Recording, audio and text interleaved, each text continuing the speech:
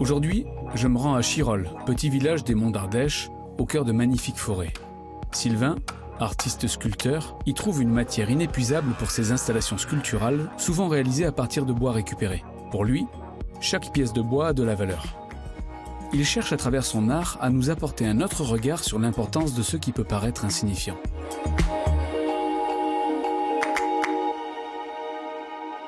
Salut Sylvain. Salut Damien. Merci pour ton accueil. Avec plaisir. Alors dis-moi Sylvain, sylviculture, finalement tu étais prédestiné à devenir l'homme des bois. Comment t'en es arrivé là? Depuis le début, effectivement, j'ai grandi à la ferme et entouré de cette forêt. Donc je grimpais aux arbres, je faisais des cabanes. Et puis par la suite, j'ai parcouru un peu différentes villes pour les études jusqu'à devenir sculpteur sur bois en formation à l'école Boulle.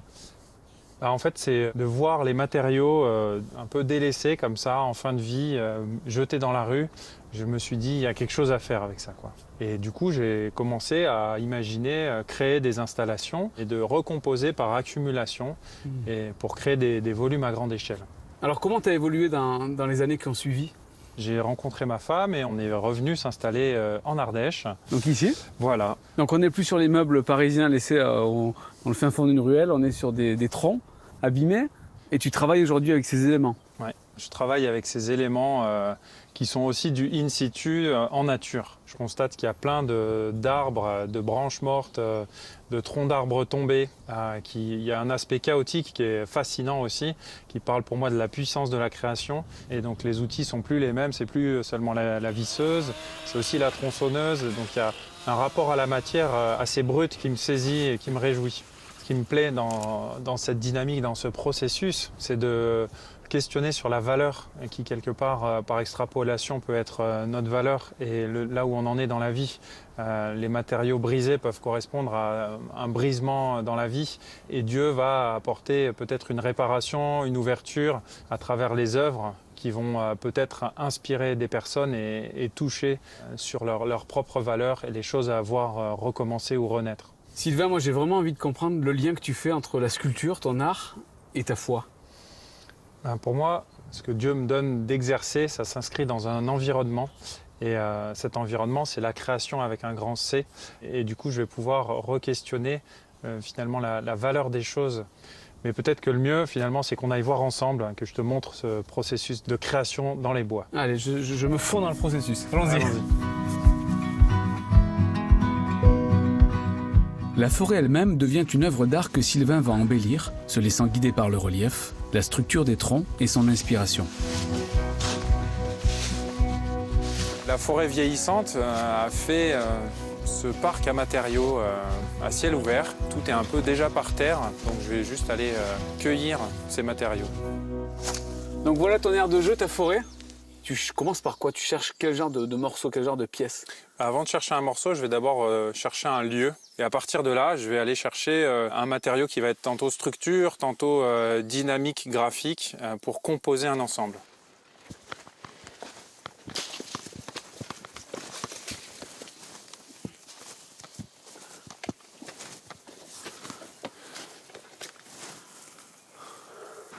Voilà, il y a une belle sculpture à mettre en place ici. C'est aussi ce qui me plaît, c'est d'aller vers cette redéfinition de la vie, de pouvoir accompagner ça. Donc là, il y a cet élément-là qui est déjà très sculptural, qui me donne envie de mettre en valeur, enlever ce qui menace, ce qui est suspendu, un peu en équilibre, et puis voir que y a la vie qui est encore là dans ces rejets là qui jaillissent. Alors quand tu vois ce genre d'arbre, tu as quel type d'inspiration qui te traverse? Le premier élan, c'est magnifique comme c'est, avec la base un peu vivante et puis le haut déjà sec. De choisir des branches, de défaire un peu ce qui est mort, de resculpter une partie morte au milieu et puis après de redonner de l'espace pour les branches vigoureuses, en sachant qu'il y a aussi les parties qui menacent qu'il faut enlever dans l'idée de pouvoir se promener autour et d'en profiter comme l'œuvre d'art qu'elle est, que Dieu a créée.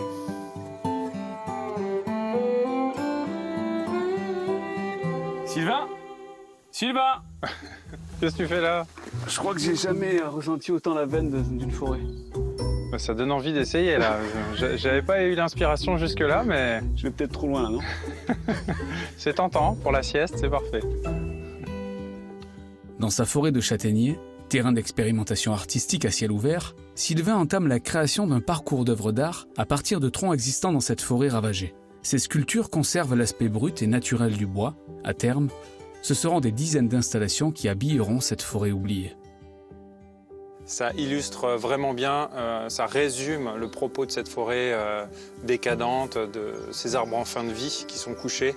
Et donc l'idée, c'est de vraiment insuffler une nouvelle vie, comme un nouveau départ qui va venir serpenter et que ça puisse sembler naturel, à l'image du créateur qui va aussi réimpulser comme ça un élan de vie, redonner le souffle.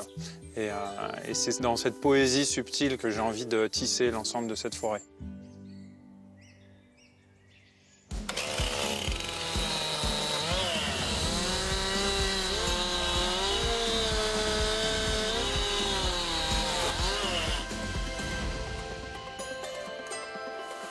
Alors Sylvain, tu nous invites tous à réfléchir à la valeur de tout ce qui nous entoure. Et moi, j'aimerais savoir quelle valeur tu t'accordes personnellement. Écoute, c'est une question qui a beaucoup évolué entre mon enfance et jusqu'à aujourd'hui.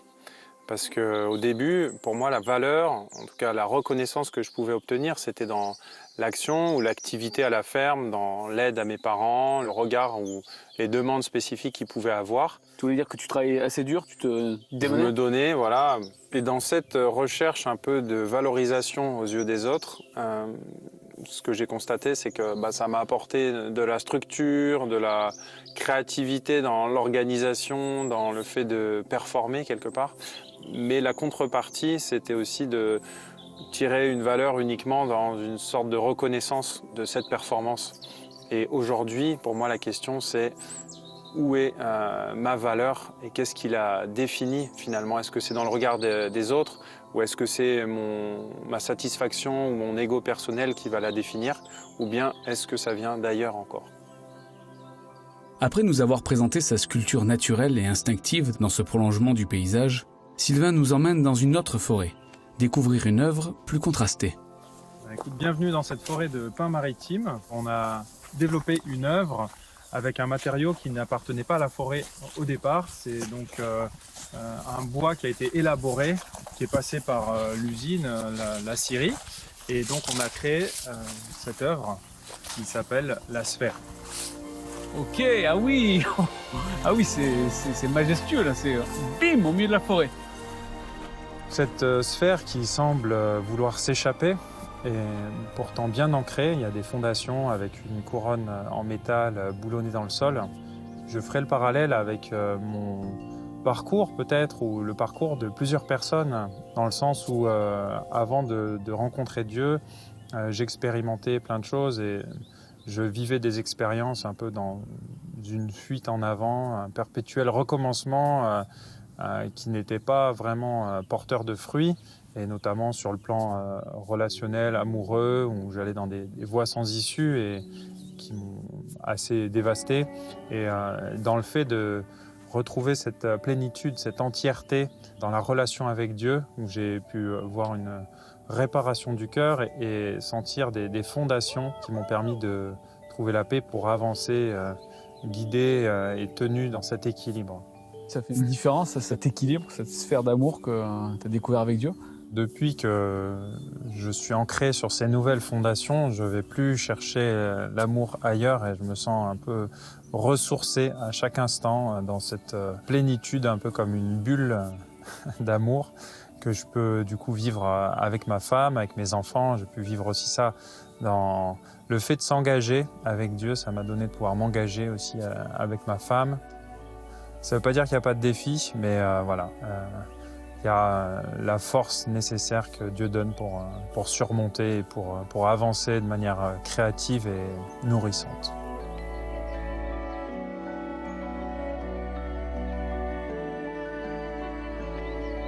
L'Éternel ne considère pas ce que l'homme considère. L'homme regarde à ce qui frappe les yeux, mais l'Éternel regarde au cœur. Ma grâce te suffit, car ma puissance s'accomplit dans la faiblesse. Je me glorifierai donc bien plus volontiers de mes faiblesses, afin que la puissance de Christ repose sur moi. Oui, vous sortirez dans la joie et vous serez conduits dans la paix. Les montagnes et les collines éclateront en cris de joie devant vous, et tous les arbres de la campagne battront des mains. Quand je marche au milieu de la détresse, tu me rends la vie. L'Éternel agira en ma faveur. Éternel, ta bonté dure toujours. N'abandonne pas les œuvres de tes mains.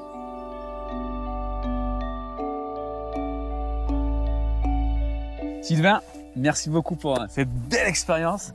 Tu nous as vraiment emmené loin, tu nous laisses libre à l'interprétation et en même temps c'est très concret. On comprend à travers ce que tu sculptes que laisser Dieu poser son regard sur nous, qui est souvent plus bienveillant, ça change tout. Ça sublime souvent les pires expériences, les pires étapes de nos vies. Tu nous rappelles que de ces matériaux inertes peuvent renaître finalement de nouveaux printemps. Finalement, tu nous parles du message du Christ, d'espoir, d'espérance. Merci pour ça. C'est quelque chose de profond, à la manière dont Dieu a envoyé son Fils dans une forme incarnée, physique, palpable. Je veux donner à mes sculptures une dimension bien visible et que quelque chose de nouveau puisse jaillir à travers nous, mais inspiré avec une puissance nouvelle, une puissance divine.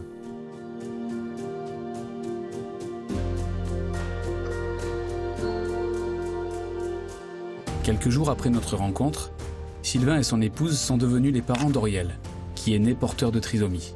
Cette nouvelle a d'abord suscité la surprise, puis l'incompréhension. Mais leur regard, renouvelé par Dieu, les emmène à chercher la paix même dans ces circonstances.